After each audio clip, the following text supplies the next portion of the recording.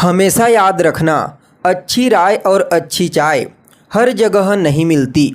नमस्कार दोस्तों, मैं ज्योतिष आचार्य वासुदेव मिश्रा आपका अपने चैनल मिरेकल ऑफ एस्ट्रोलॉजी में हार्दिक स्वागत करता हूं।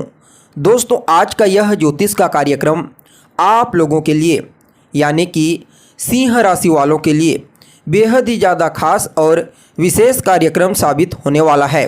आज हम बात करेंगे न्याय और कर्म फलदाता शनिदेव के अस्त गोचर प्रभाव के बारे में।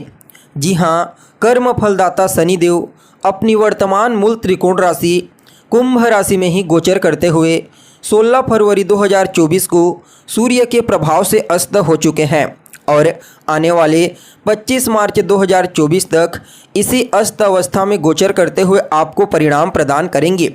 उसके पश्चात पुनः उदित हो जाएंगे। देखा जाए तो किसी भी ग्रह का सूर्य की रश्मियों के द्वारा अस्त होना ठीक नहीं माना जाता, लेकिन शनिदेव का अस्त होना आपके लिए किसी वरदान से कम साबित नहीं होगा। इसके पीछे कारण भी है। पहले तो शनिदेव अभी खुद की मूल त्रिकोण राशि कुंभ राशि में गोचर कर रहे हैं और ऊपर से उनकी जो दूसरी राशि है मकर राशि, उसमें मंगल अपनी उच्च अवस्था में गोचर कर रहे हैं और देवगुरु बृहस्पति के साथ गोचर कुंडली में शनिदेव तीसरे 11वें का कॉम्बिनेशन बनाए हुए हैं। फलतः शनि का यह अस्त काल आपके लिए किसी अभिशाप नहीं बल्कि किसी वरदान से कम नहीं होगा। तो ऐसे में बड़े विस्तार के साथ जानने का प्रयास करेंगे कि शनिदेव का यह अस्त गोचर आपको किस प्रकार से परिणाम प्रदान करेगा। जी हाँ, इस अस्त काल के दरमियान आपके जीवन में कौन कौन से बड़े परिवर्तन हो सकते हैं, किन किन क्षेत्रों में आपको विशेष तौर पर लाभ की प्राप्ति होगी, तो वहीं इस समयावधि में किन किन बातों का आपको विशेष रूप से ध्यान रखना है।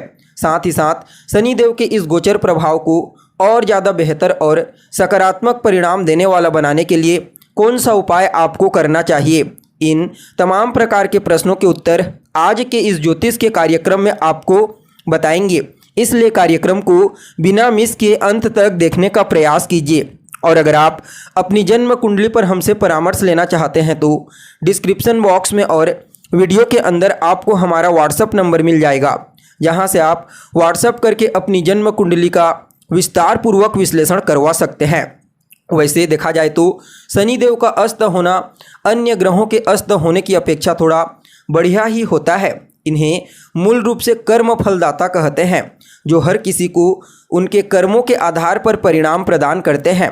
जन्म कुंडली में शनिदेव बली हो तो ऐसा जातक अपने जीवन में अनुशासित होकर न्यायप्रिय तरीके से जीवन जीता है। बलवान शनि व्यक्ति को उसके जीवन में मर्यादा में रहकर सभी कार्यों को करने के लिए प्रेरित करते हैं और ऐसा व्यक्ति मर्यादा में रहते हुए सभी कार्यों को बड़ी सहजता और सरलता के साथ पूरा करता है और हमेशा ऐसे लोगों का कार्य निरर्थक नहीं होता, यानी कि किसी न किसी के लिए प्रॉफिटेबल होता ही है। इसके अलावा शनिदेव जब कुंडली में बलवान होते हैं तो व्यक्ति के निर्णय लेने की क्षमता काफ़ी मजबूत होती है। ऐसा व्यक्ति बड़ी सहजता और सरलता के साथ बड़ा बड़ा डिसीजन ले सकता है। साथ ही देखा जाए तो शनिदेव के बलवान होने से व्यक्ति के जीवन में कर्म और आय की चिंता नहीं होती, क्योंकि काल पुरुष की कुंडली में शनिदेव कर्म और आय पे अपना अधिकार रखते हैं। ठीक इसके विपरीत अगर कुंडली में शनिदेव कमजोर हो तो व्यक्ति अपने जीवन में कई प्रकार की परेशानियों से घिर जाता है। शनिदेव के कमजोर होने की वजह से व्यक्ति को उसके जीवन में बहुत ज़्यादा स्ट्रगल करना पड़ता है। उसके बावजूद किसी भी फील्ड में कोई विशेष सफलता की प्राप्ति नहीं हो पाती और उसके निर्णय लेने की क्षमता भी कमज़ोर होती है। इसलिए चाहे गोचर कुंडली हो या फिर जन्म कुंडली, शनिदेव का बलवान होना बेहद ही ज़्यादा जरूरी माना जाता है। देखा जाए तो आप लोगों के लिए यानी कि सिंह राशि वालों के लिए गोचर कुंडली में अभी वर्तमान समय में शनिदेव आपकी राशि से सप्तम भाव में गोचर कर रहे हैं और 7वें भाव में शनि सूर्य के द्वारा अस्त हो चुके हैं।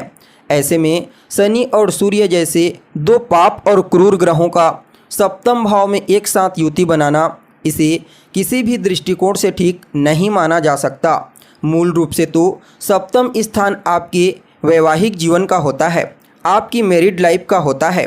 तो ऐसे में मैरिड लाइफ के स्थान पर इन दोनों का प्रभाव आपकी मैरिड लाइफ को कमज़ोर बनाने का प्रयास करेगा।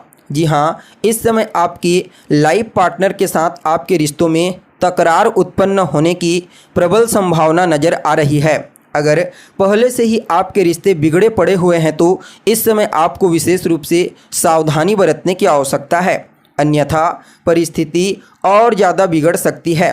इसलिए विशेष रूप से आपको अपनी वाणी पर और अपने क्रोध पर नियंत्रण करके रिश्तों में आपसी तालमेल बनाने का प्रयास करना चाहिए। देखिए, 7वां स्थान आपकी मैरिड लाइफ का तो होता ही है, साथ ही साथ यह आपके व्यापार का होता है, आपकी साझेदारी का होता है। तो यहाँ पर भी आपको बड़ी सावधानी के साथ डील करने की ज़रूरत पड़ेगी। क्यों? क्योंकि इस समय अगर आप पार्टनरशिप में व्यापार करते हैं, साझेदारी में, तो पार्टनर के साथ किसी बात को लेकर के वाद विवाद होने की संभावना है। यानी कि आप समझ सकते हैं कि आपके दाम्पत्य जीवन में भी अग्नि तत्व की मात्रा बढ़ेगी और रिश्तों में तनाव उत्पन्न करेगा। ठीक इसी प्रकार से साझेदारी में व्यापार करते हैं तो वहाँ पर भी आपको रिश्तों में तनाव देखने को मिलेगा। इसलिए दोनों पक्षों में आपको बिल्कुल सावधानीपूर्वक हर परिस्थिति को अपने अनुकूल और सामने वाले के अनुकूल बनाने का प्रयास करना चाहिए। हालांकि यह समय कुछ लोगों के लिए बेहतर भी साबित होगा, जैसे कि इस समय को उन लोगों के लिए काफ़ी परफेक्ट कहा जा सकता है जो किसी भी प्रकार से कॉम्प्लिकेटेड कार्य करते हैं, जैसे कि लॉयर हैं, किसी भी प्रकार से लिटिगेशन झेलते हैं यानी कि हैंडल करते हैं, डॉक्टर हैं, मेडिकल के फील्ड में लिटिगेशन झेलते हैं या फिर मेडिकल इमरजेंसी देखते हैं, वहाँ पर शनि और सूर्य की इस युति को अच्छा कहा जा सकता है। इसके साथ ही जो लोग डिफेंस के क्षेत्र में कार्य करते हैं उनके लिए भी सूर्य और शनि के इस कॉम्बिनेशन को काफ़ी हद तक श्रेष्ठ परिणाम देने वाला कहा जा सकता है। लेकिन बाकी मामलों में आप सभी सिंह राशि वालों के लिए शनि महाराज का अस्त होना बिल्कुल भी ठीक नहीं कहा जा सकता। इस समय आपको अपने व्यक्तित्व पर और अपने वाणी पर विशेष रूप से नियंत्रण रखने की आवश्यकता है, अन्यथा आपकी इमेज भी खराब हो सकती है। यहाँ पर सूर्य और शनि का प्रभाव बिल्कुल आपके इमेज के ऊपर भी देखने को मिलेगा। फलतः हर प्रकार से इस समय आपको अपनी वाणी पर, अपने क्रोध पर और अपने कार्य पर नियंत्रण करने की आवश्यकता है। क्यों?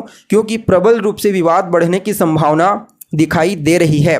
इसलिए सावधानीपूर्वक इस अस्तकाल को व्यतीत करने का प्रयास कीजिए। साथ ही साथ इस समयावधि में आप जितना ज़्यादा अपने लक्ष्य के प्रति एकाग्रचित रहेंगे उतना ही ज़्यादा आपके लिए समय अनुकूल कहा जा सकता है। बाकी अगर आप अपने लक्ष्य से भटक करके इधर उधर की चीज़ों में इम्प्लीमेंट होंगे तो निश्चित तौर पर आप समस्या में पड़ेंगे ही पड़ेंगे। इसलिए इस बात का विशेष रूप से ध्यान रखिए। बाकी इस समय को अपने अनुकूल बनाने के लिए हनुमान जी की शरण में चले जाइए। जी हाँ, विशेष रूप से मंगलवार के दिन हनुमान जी के मंदिर में जाकर के आप दर्शन कीजिए। वहीं पर बैठ करके हनुमान चालीसा का या फिर हनुमान जी के बीज मंत्र का जाप कीजिए। आपके लिए समय काफ़ी हद तक अनुकूल रहने का प्रयास करेगा। साथ ही साथ रोजाना आप दशरथ कृत शनि स्तोत्र का पाठ कीजिए, इससे भी आपको काफ़ी हद तक लाभ की प्राप्ति होगी। तो दोस्तों, हमें उम्मीद है जानकारी आपको पसंद आई होगी। फिर मिलते हैं एक नए और ताज़ा एपिसोड में। तब तक के लिए नमस्कार।